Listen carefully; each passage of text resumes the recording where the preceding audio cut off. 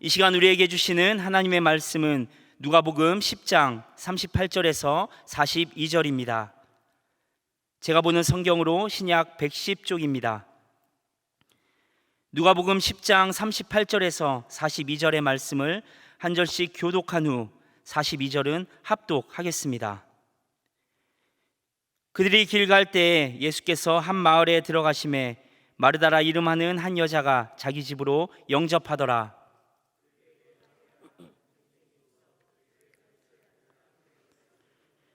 마르다는 준비하는 일이 많아 마음이 분주한지라 예수께 나아가 이르되 주여, 내 동생이 나 혼자 일하게 두는 것을 생각하지 아니하시나이까 그를 명하사 나를 도와주라 하소서.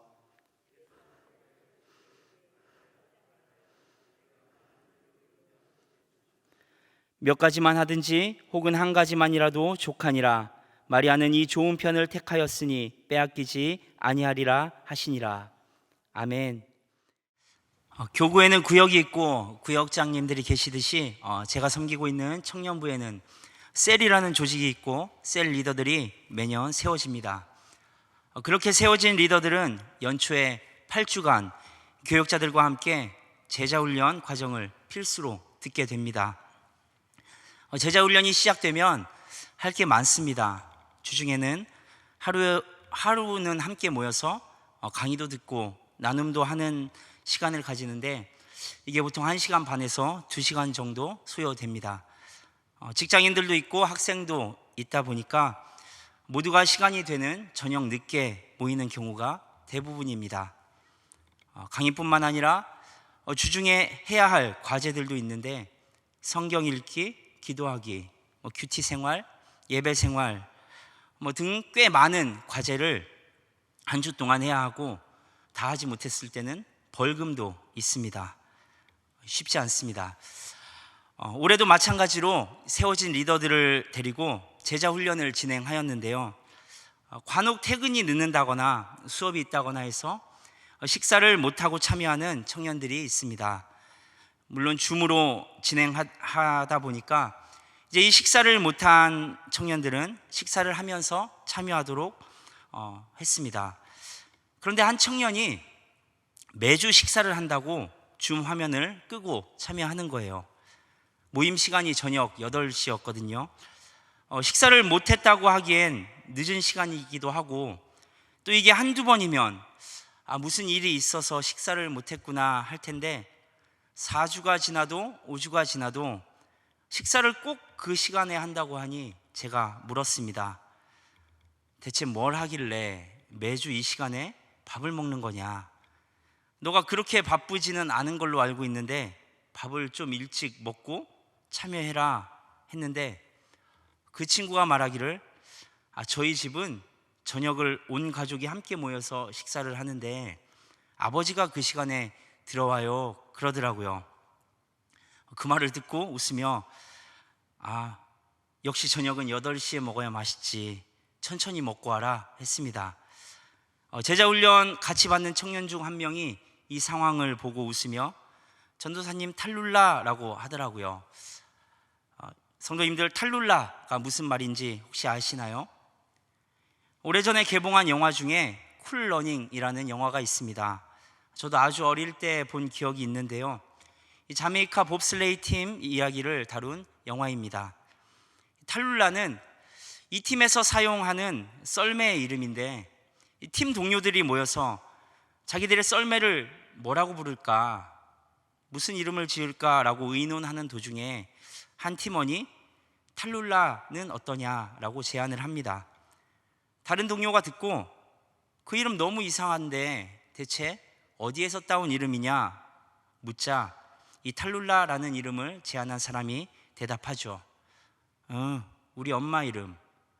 그러자 너무 예쁜 이름이네 라며 이 어색한 상황을 얼른 수습합니다. 여기서 나온 이 탈룰라라는 말이 그럴 의도가 아니었는데 의도치 않게 상대방 가족을 험담하게 되는 상황이 되었을 때 그것을 빠르게 수습하게 되는 그런 상황을 가리키는 신조어가 되었습니다. 우리가 하는 행동에는 반드시 의도가 들어가게 됩니다. 그것이 좋은 의도일 수 있고 나쁜 의도일 수도 있습니다. 그리고 반드시 우리가 의도한 대로 상황이 흘러가는 것도 아닙니다. 그런 게 바로 우리의 삶인 것이죠. 여러 성도님들도 살아가시는 가운데 이런 의도치 않은 상황이나 의도한 것과는 다르게 흘러가는 일들이 많이 있으셨으리라 생각됩니다. 오늘 우리가 함께 읽은 누가복음 10장에서는 여러 성도님들도 잘 아시는 이야기가 나옵니다. 바로 마르다와 마리아의 이야기지요. 예수님께서 길을 가시다가 한 마을로 들어가셨는데 바로 마르다와 마리아가 사는 마을이었습니다. 고대 이스라엘 지역에서는 손님을 잘 맞이하는 것을 굉장히 중요하게 생각했습니다. 창세기에 보면 아브라함이 나그네들을 극진히 대접하고 모셨는데 나중에 보니 그들은 하나님의 천사였죠. 그들은 아브라함에게 하나님의 약속과 하나님이 내리실 심판에 대해 이야기해 줍니다. 이 일이 전통이 되어 유대인들은 자기 집에 찾아온 손님을 극진히 대접했습니다. 어느 날 하나님이 손님으로 가장하고 자신들을 방문할지도 모른다는 생각 때문이었습니다. 그런 전통 가운데 예수님과 일행이 방문한 이 마리아와 마르다의 집은 굉장히 분주해졌습니다. 자신의 집에 찾아온 손님들을 잘 대접해야 하는데 심지어 그 손님은 다름 아닌 예수님이잖아요. 그렇게 열심히 음식도 준비하고 손님들을 잘 대접하기 위해 분주히 움직이다 보니 마리아가 보이지 않는 것입니다. 바쁜데 동생이 없어졌으니 찾았겠죠. 마리아는 어디에 있었습니까? 본문 39절입니다. 그에게 마리아라 하는 동생이 있어 주의 발치에 앉아 그의 말씀을 듣더니. 기껏 찾은 동생은 예수님의 말씀을 듣고 있는 거예요. 그것도 손님 접대를 준비하며 왔다 갔다 하는 와중에 잠깐 서서 듣는 것도 아니고 주의 발치에 앉아 그의 말씀을 듣더니 라고 기록하고 있습니다. 맨 앞에 앉아서 본격적으로 듣고 있는 모습을 본 것이죠. 성도님들도 잘 아시겠지만 집에 손님 한두 명만 와도 얼마나 분주합니까? 그런데 예수님은 제자들까지 데리고 가셨습니다. 예수님 제자 몇 명인지 다들 아시잖아요. 12명, 또 예수님까지 13명. 거기다 예수님 말씀 듣는다고 사람들 몰려오고 그 와중에 동생을 보니 손님들 접대를 위해 함께 돕기는커녕 예수님 옆에 딱 붙어 앉아서 말씀 듣는다고 앉아 있는 것입니다. 얄밉고 화도 나지 않았겠습니까? 저는 청년 때 교회 생활을 참 열심히 했습니다. 섬기던 교회 청년부도 규모가 꽤 컸었는데 이것저것 닥치는 대로 다 했습니다. 지금 돌아봐도 만약 다시 청년 때로 돌아간다면 이걸 좀 더 해야 봐야겠다라는 이 손톱만큼의 아쉬움과 후회도 없습니다. 그런데 제가 참 교만했던 것 같아요. 은연중에 저의 마음 가운데 내가 아니면 누가 해? 라는 생각이 있었던 것 같습니다. 제가 신학교를 가면서 바로 사역을 시작했는데요. 그러면서 든 생각이 나 없으면 청년부 잘 돌아갈까? 라는 거였어요. 어땠을까요? 저 없어진 티도 안 나고 잘 돌아갔습니다. 당연히 저 하나 빠진다고 그 청년부가 안 돌아갈 리도 없고 또 그걸 보면서 참 다행이고 감사하다라고 생각해야 하는데 저는 서운한 마음이 더 컸던 것 같습니다. 그렇게 열심히 했는데 이렇게 티가 안 난다고? 그런 마음이었던 것 같아요. 이 마르다, 예수님 옆에 앉아서 자신을 돕지 않는 동생을 보며 얄밉기도 하고 화도 났겠지만 한편으로는 이런 마음이지 않았을까요? 나 아니면 누가 이 일을 할 수 있겠어? 역시 나 정도는 되니까 혼자서 이 정도 일도 다 감당할 수 있는 것이지. 다들 예수님 말씀 듣는다고 모여 있지만 이 혼자서 희생하고 봉사하는 모습이 대견해 보이기도 했을 것입니다. 그리고 이제 그것을 사람들에게 드러내고 싶었던 것이죠. 자신이 얼마나 많은 일을 감당하고 있는지, 자신이 얼마나 수고하고 있는지를 말입니다. 그리고 예수님께서도 그것을 알아주셨으면 좋겠다 하는 마음으로 예수님께 다가갑니다. 예수님은 말씀을 가르치시는 중이셨겠죠. 그 한창인 곳에 마르다가 끼어드는 것입니다. 예수님 불렀어요. 예수님을 비롯한 모든 사람들이 마르다를 쳐다봅니다. 그러자 마르다는 말을 꺼냅니다. 본문 40절입니다. 마르다는 준비하는 일이 많아 마음이 분주한지라 예수께 나아가 이르되 주여 내 동생이 나 혼자 일하게 두는 것을 생각하지 아니하시나이까 그를 명하사 나를 도와주라 하소서. 우리가 살아가는 동안 하는 모든 행동에는 의도가 있습니다. 그리고 마르다의 이 행동 역시 어떤 의도를 가지고 있다는 것을 알 수 있습니다. 사실 마르다는 마리아의 도움이 필요한 것만은 아니었던 것이죠. 마르다는 자신이 얼마나 수고하고 있는지, 이 자리에 앉아 있는 모두를 위해 얼마나 고생하고 있는지를 드러내며 자랑하고 싶었던 것입니다. 다만 마리아에게 도움을 청하는 것이 목적이었다면 모두가 예수님의 말씀에 집중하고 있는 이 상황 가운데 마르다는 어떻게 행동해야 했을까요? 마리아에게 살며시 다가가 말할 수 있습니다. 옆구리 쿡쿡 찌르면서 나 좀 도와줘. 또는 쪽지를 전해주는 방법도 있었겠죠. 당장 나오지 않겠니? 그런데 마르다의 행동은 어땠습니까? 그 많은 사람들 사이를 비집고 들어가 부릅니다. 그것도 마리아가 아닌 예수님을 부릅니다. 그리고 일러 바칩니다. 예수님, 저는 일하는데 마리아가 안 도와줘요. 뭐라고 좀 해주세요. 이 마르다가 원했던 그것은 도움의 손길이 아닌 예수님의 인정이었고 사람들의 칭찬이었던 것이죠. 홀로 수고하고 일하면서 그것을 다른 사람들이 모르는 것을 원치 않았습니다. 너희가 받고 있는 대접, 너희가 누리고 있는 이 모든 것들을 위해 애쓰고 준비한 것이 바로 나다 라고 알리고 싶었습니다. 그러자 예수님은 마르다를 바라보시며 말씀하시죠. 본문 41절과 42절 말씀 함께 읽겠습니다.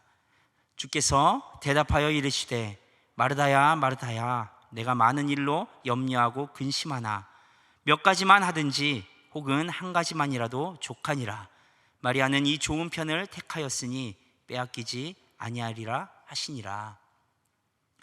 마르다를 바라보시며 대답하시는 이 예수님의 말씀, 부르심 속에 마르다를 향한 예수님의 애정이 느껴지십니까? 마르다야 마르다야. 그리고 그 잘못을 바로잡아 주시는 것이죠. 너 지금 너무 많은 일로 근심하는 거야. 마리아가 택한 좋은 편을 좀 봐라. 그 좋은 편을 너도 택하여야 한단다. 이 말씀을 묵상하며 우리는 마리아가 택한 좋은 편과 마르다의 좋지 않은 편에 대해 오해할 수 있습니다. 말씀을 듣고 예수님과 함께 앉아있는 마리아는 좋은 편, 일하느라 말씀을 듣지 못하고 접대에 바빴던 마르다는 좋지 않은 편이라고 말입니다. 과연 그럴까요? 마르다의 잘못은 말씀을 듣지 않고 손님들을 대접한 것이 아니라 분주한 마음 가운데 다른 의도를 가진 행동이었던 것입니다. 그 일을 하며 마음을 다하고 그것을 통해 예수님과 모인 사람들이 기뻐하는 것에 족하며 더 나아가 그 일에 쓰임 받을 수 있었던 것에 감사했다면 마르다는 예수님께 칭찬받지 않았을까요? 그러나 마르다는 이 자신의 희생을, 자신의 수고를 알리고 싶었던 것이죠. 그러다 보니 마음에 염려와 근심이 생겼던 것입니다. 근심으로 번역된 헬라어 소르바조는 마음이 어수선하다라는 뜻도 가지고 있습니다. 할 일이 너무 많아서 마음이 어수선하다라는 뜻도 포함하지만 그의 마음이 어떤 상태였는지를 잘 표현해주고 있는 것이죠. 집에 온 많은 손님들을 잘 대접해야지. 그리고 나 혼자 이 많은 일들을 해내고 예수님께도 인정받고 여기 이 많은 사람들에게도 칭찬받아야겠다. 그런 마음 가운데 예수님 발 앞에 앉아 말씀을 듣고 있는 이 마리아를 본 순간 마르다는 예수님께 달려가게 된 것입니다. 예수님이 마르다를 향해 하고자 하시는 말씀의 의도, 그것은 마르다의 마음을 향한 것이었습니다. 자랑하고자 하는 마음, 인정받고자 하는 마음, 역시 나 아니면 안 된다는 교만한 마음, 그것을 향한 말씀이었던 것이죠. 너 그 일 그만하고 여기 와서 내 말씀 들어라 라는 것이 아니라 무슨 일을 하든 전심으로 하라는 것이었습니다. 네가 무엇을 택하든지 그것을 통해 하나님께 영광을 돌리는 그 하나의 목적에만 집중하라는 것이었던 것입니다. 예수님이 마리아를 칭찬하신 이유는 그가 다른 것에 마음이 나뉘지 않고 오직 예수님의 말씀에만 집중했기 때문이 아닐까요? 마르다도 마찬가지입니다. 그가 하는 일 가운데 오로지 손님들을 섬기는 그 목적만을 위해 진심으로 일했다면 예수님은 그것을 가지고 동일하게 칭찬하셨을 것입니다. 예수님의 발치에 앉아서 말씀을 듣고 있던 마리아가 그런 마르다를 보고 예수님께 주님, 저는 이렇게 예수님의 말씀을 열심히 듣고 있는데요, 마르다는 예수님의 말씀도 듣지 않고 일만 하고 있습니다. 주님, 일은 좀 나중에 하고 먼저 와서 말씀 좀 들으라고 마르다에게 말해주세요 라고 했다면 예수님은 마르다에게 했던 것과 같이 마리아를 책망하지 않으셨을까요? 마리아야, 너는 많은 일로 염려하며 근심하고 있구나. 그러나 마르다는 좋은 편을 택하였다. 그러니 그것을 아무에게도 빼앗기지 아니할 것이다. 하나님께 영광을 돌리기 위해 전심을 다해 섬기는 것은 그 어떤 것과도 비교할 수 없는 거룩한 것입니다. 그곳에 전심을 다하는 마음이 있다면 그것을 빼앗을 사람은 아무도 없다라고 예수님 말씀해 주셨습니다. 예수님이 하고자 하시는 말씀은 무슨 일을 하든지 전심으로 하라는 것입니다. 그것을 통해 다른 사람에게 인정받고 칭찬받고자 하는 마음을 경계하고 온전히 하나님의 영광을 위해 모든 것을 행하라는 말씀입니다. 예배는 좋은 편, 주차 봉사는 덜 좋은 편이라는 말이 아닙니다. 기도는 좋은 편, 주방 봉사는 덜 좋은 편이라는 말도 아닙니다. 성경 공부는 좋은 편, 청소 봉사는 덜 좋은 편이라는 것도 아닙니다. 무슨 일을 하든 그 마음이 전심으로 하나님의 영광을 높이는 곳에 쏟아져 있다면 그 모든 일이 좋은 편이 되어 그 누구도 빼앗을 수 없는 거룩한 일이 되는 것입니다. 사도 바울은 고린도전서 10장에서 이렇게 말합니다. 그런즉 너희가 먹든지 마시든지 무엇을 하든지 다 하나님의 영광을 위하여 하라. 무엇을 하든지 다 하나님의 영광을 위하여 하라. 사람들의 인정이 아니라, 누군가의 칭찬이 아니라, 높아지려는 마음 때문도 아니라, 자기 만족 때문도 아니라 오직 하나님의 영광만을 위해 너희의 온 마음을 들여라, 전심으로 하라 말씀하는 거예요. 우리의 사역과 섬김이, 예배와 봉사가, 교제와 나눔이, 그 모든 것의 의도가 다른 사람에게 인정받는 데 있다면 다 틀린 것입니다. 그런 공동체 안에서는 반드시 상처가 있고 다툼이 있게 됩니다. 결코 기쁨을 누릴 수 없는 것이죠. 힘들고 지치고 상처 가운데 더 깊은 갈증만이 남을 뿐입니다. 누군가에게 칭찬과 인정을 받고자 하지만 또 때때로 칭찬과 인정을 받기도 하지만 그때뿐인 것이죠. 우리 안에 있는 욕망을 과연 누가 채워질 수 있습니까? 결국 마르다와 같은 어리석은 행동으로 우리의 진실이 드러날 뿐입니다. 하나님의 영광을 위해 전심으로 섬기면 어떻게 됩니까? 자기를 주장하지 않습니다. 주어진 자리에서 기쁘게 섬기며 물러나야 할 곳에서는 가차없이 물러납니다. 인정하고 칭찬해주면 겸손하게 감사할 수 있지만 그렇지 않다 하더라도 상관없습니다.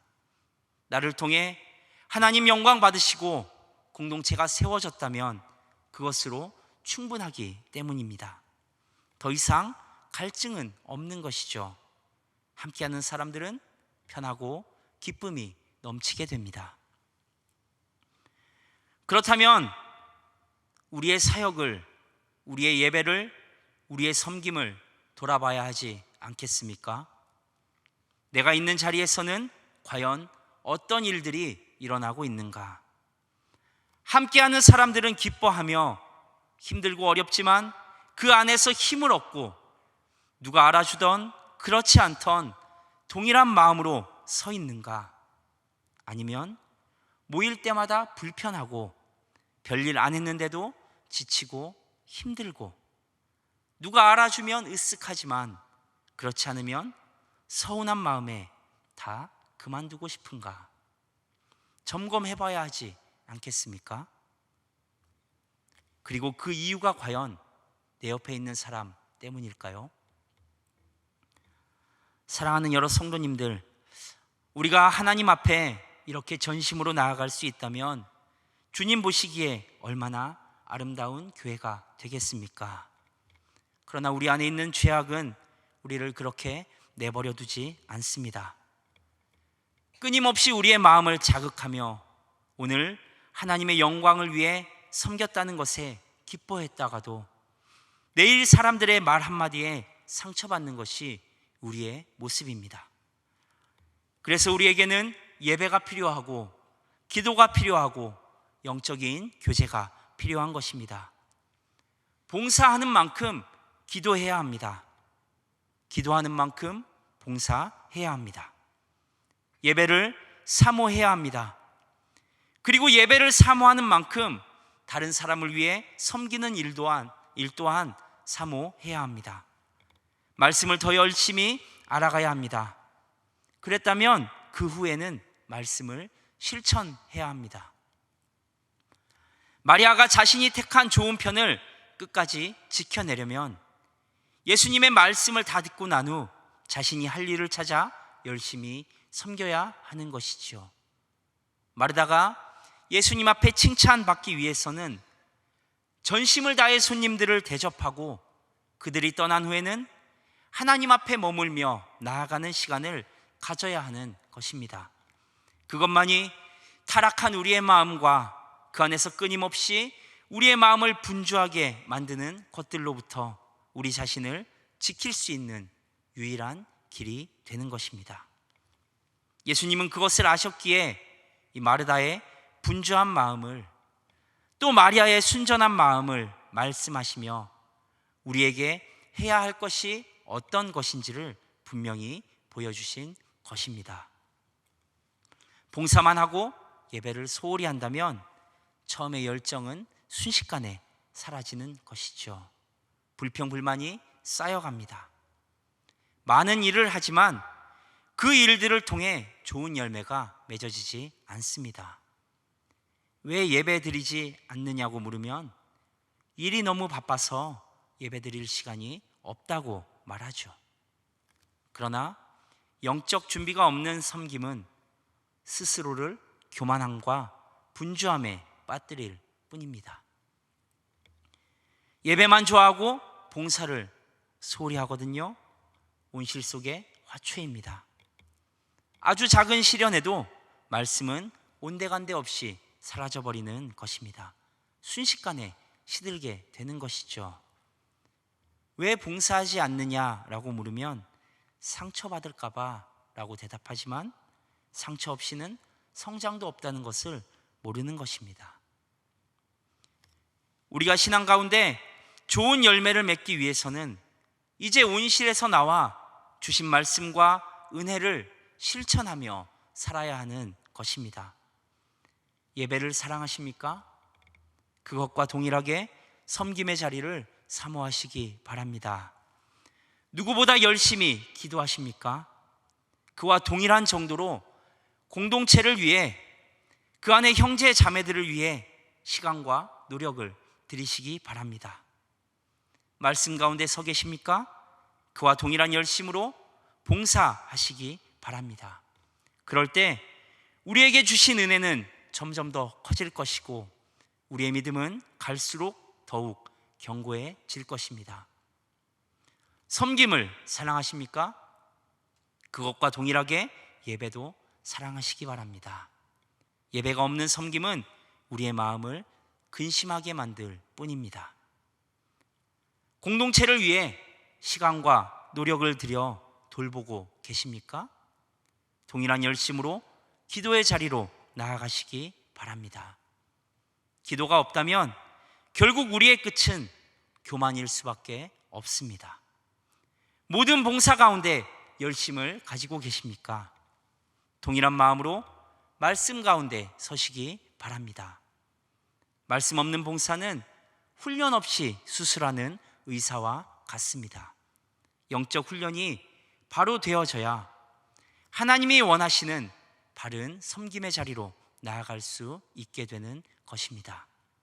그리고 그럴 때 우리 각자의 신앙은 성장하게 되고 교회는 든든히 세워져 가는 것입니다.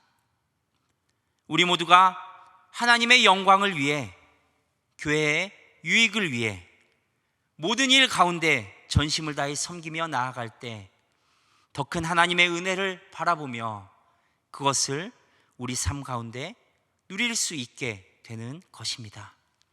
그것을 위해 우리의 나뉜 마음을 경계하며 무슨 일을 하든 죽게 하듯 하는 마음으로 전심을 다해 주님 앞에 나아가 칭찬받는 믿음의 사람들 다 되시기를 바랍니다.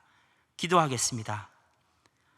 거룩하신 하나님, 우리가 주님 앞에 설 때에 온전함과 전심으로 나아가기를 소망합니다.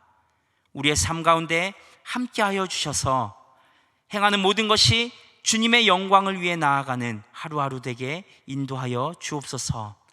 전심을 다해 이루어가는 사명의 길을 통해 주님 홀로 영광 받아 주옵소서. 예수 그리스도의 이름으로 기도드리옵나이다. 아멘.